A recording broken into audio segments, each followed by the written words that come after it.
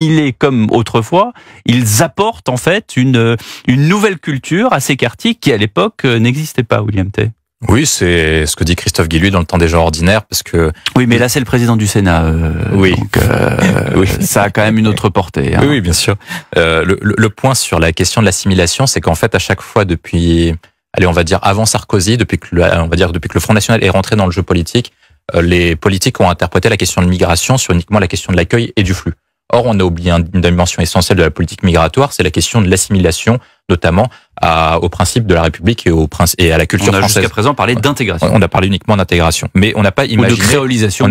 On n'a pas imaginé l'intégration, l'assimilisation sur différents volets. On a imaginé uniquement l'intégration d'un point de vue économique. C'est-à-dire que lorsque vous venez, soit vous venez sur une question de regroupement familial, soit vous les questions de migration économique. Or, il y a plusieurs questions qui ont posé problème et qui ont créé finalement on va dire un choc de civilisation sur le plan intérieur français, c'est qu'en fait des personnes qui se sont regroupées notamment en provenance de beaucoup de pays, parce que lorsque vous regardez les flux migratoires, il y a une provenance très marquée des pays d'Afrique subsaharienne et des pays du Maghreb, qui, c'est à peu près humain, vont vers les personnes de la même communauté, au final font communauté ensemble, et on se retrouve dans ce qu'avait dit Gérard Collomb lorsqu'il était ministre de l'Intérieur, ça veut dire aujourd'hui nous vivons côte à côte, et finalement aujourd'hui nous vivons face à face, parce que finalement les problèmes que nous rencontrons, quand nous avons évoqué au Moyen-Orient, peuvent se retrouver, et on peut importer des conflits qu'on a revus dans différentes régions du monde. Et la difficulté qu'on a maintenant, c'est que comme le nombre est trop important, c'est très compliqué de pouvoir parler et de créer de la mixité sociale, parce que vous avez une loi SRU qui vous oblige à mettre des logements sociaux à 25%, et pour des raisons foncières et pour des raisons de politique de la ville et pour des questions d'attribution de permis de construire, vous les mettez à peu près au même endroit. Et comme il y a un algorithme, plus vous avez d'enfants, plus vous avez de chances d'avoir un logement social. Et donc du coup, vous arrivez sur à peu près les mêmes endroits. La question essentielle, c'est est-ce qu'on est prêt à tourner le dos à ce qu'on appelle la politique McDonald's, qui est venez comme vous êtes. Et ce qu'il faut prendre en compte, aujourd'hui, une politique qui soit beaucoup plus dure en termes d'accueil des flux migratoires et en termes d'exigence, c'est-à-dire de faire un peu comme ce que font les États-Unis ou ce que font le Royaume-Uni, avoir non pas zéro migration, mais d'avoir une politique très claire sur qui on veut sur notre territoire et qui on ne veut pas, qui est en capacité de s'assimiler et qui n'est pas en capacité de s'assimiler, et dire que voici nos conditions, si vous voulez venir sur le territoire français, il faut remplir certaines conditions d'un point de vue économique, d'un point de vue civilisation et d'un point de vue culturel. Alors, Frédéric Dabi, clair contre le fait que les maires, ils protègent les élus. Oui. Et ça, il est favorable au rétablissement du cumul des mandats. William Tay. Gérard Larcher est paradoxal dans son positionnement, parce que il incarne tout ce qui pourrait être à l'opposé du macronisme. C'est-à-dire qu'il pourrait incarner en fait la révolte des Gilets jaunes et la révolte des agriculteurs face au président de la République.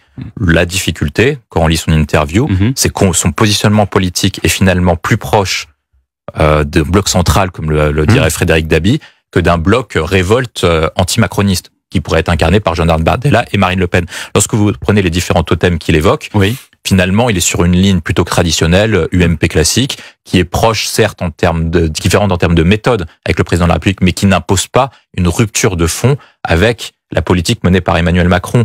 Or, j'ai l'impression que ce que montrent plutôt les sondages d'opinion et les enquêtes d'opinion, c'est que les Français veulent en fait finalement un pouvoir fort pour répondre à l'impuissance publique générée par le président de la République, qui avait promis un certain nombre de points en 2017, notamment porté par son livre Révolution, en termes de lutter contre les mobilités géographiques, et que finalement, il n'a pas réussi à combattre les maux français et à pas faire en sorte que la France reste toujours l'homme malade de l'Europe. En termes de chômage, il faut quand même rappeler que la France est le 3e taux de chômage de la zone euro. Il faut rappeler que la France a finalement la dette la plus élevée en termes de valeur nominale, qu'en termes de dette par rapport au PIB, on fait partie des 3 cancres de l'Union européenne, que sur le déficit public, c'est pas mieux, et que finalement, sur un ensemble de points sur lesquels Emmanuel Macron devait répondre à tous ces problèmes-là en disant qu'il allait porter un nouveau monde, il n'a pas réussi à porter une réforme profonde des mutations et de l'incarnation publique. Je ne sais pas si les Français veulent moins de verticalité, je pense qu'ils veulent plus de résultats et plus d'efficacité. Alors, je suis d'accord sur la logique de William Tay.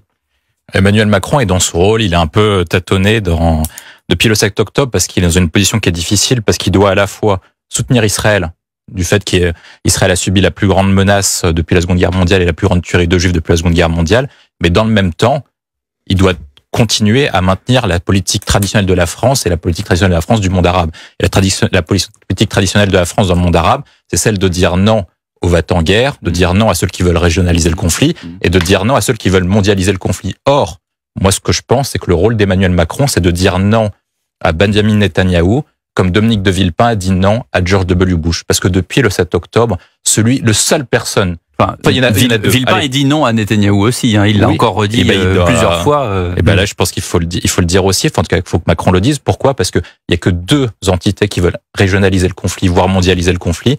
C'est Benyamin Netanyahou et c'est le Hamas. Or, le Hamas n'est plus en capacité de le faire. Et lorsque vous prenez tous les éléments depuis le 7 octobre, je pense, c'est mon avis, que les Américains ont envoyé leur porte-avions à proximité d'Israël pour éviter une guerre entre Benyamin Netanyahou et l'Iran. Et depuis le début, Benyamin Netanyahou essaie d'impliquer l'Iran dans le conflit. Et quand vous regardez les déclarations du patron du Hezbollah, les déclarations des différents chefs et différents patrons de la zone et de la puissance régionale qui est l'Iran, je ne vois à aucun moment une volonté et de l'Iran et du Hezbollah de vouloir régionaliser le conflit et d'avoir un conflit direct avec Israël.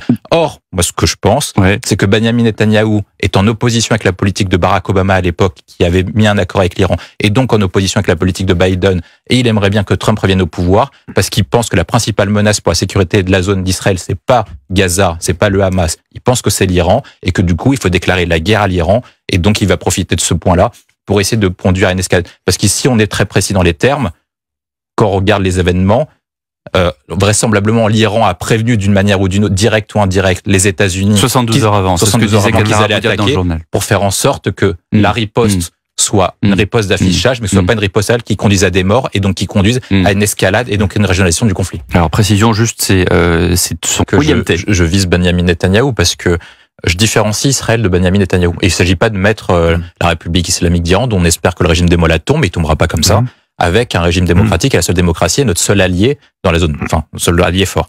Parce que quand vous regardez la situation depuis le 7 octobre, Benyamin Netanyahou avait promis notamment d'avoir 3 objectifs de guerre.